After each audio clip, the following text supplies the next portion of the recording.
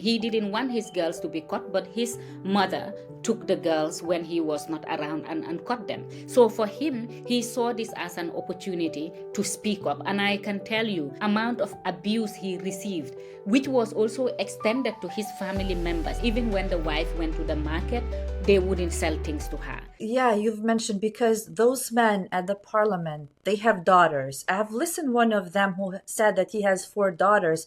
I don't know if they have been caught, but he was on your side. So, Yes, yes. He was one of, I know exactly who you mean, and he was one of our strongest supporters. He's Honorable Jibimbalo, and he has daughters who unfortunately were already caught.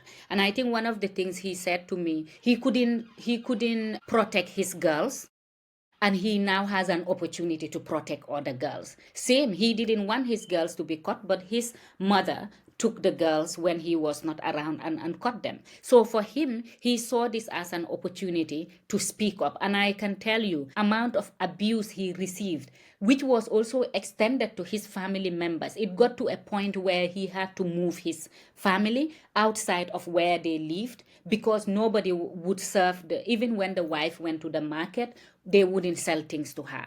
So it was that level of attacking towards him because of him and his family, because of the stance he took. you are also one of the main voices. Can you share some of the threats you received during your journey? Yes, and I saw this across. We got to a point where so many of us started avoiding social media posting because anytime you post, there were so many attacks. I was getting phone calls, people telling me they knew where my kids go to school, that they knew where I live, putting or that I was a bad Muslim. And when people start thinking that what you do is against their religion, then it becomes more extreme because this now wasn't just about culture. I was myself and other women who were in the forefront were now then being seen as going against our religion. And that is really, I think, one of the hardest thing is religious leaders in Gambia are very influential. They are the fabric that holds our society together.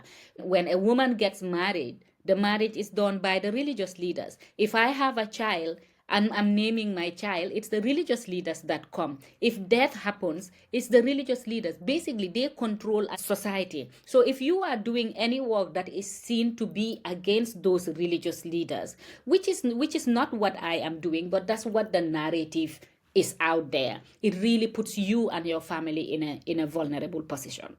It's historically religion used to fear people, to fear society, and that is very makes it harder for you to run this campaign because, as you said, if they have so much influence, which means it's harder for you to convince those people who are influenced by them.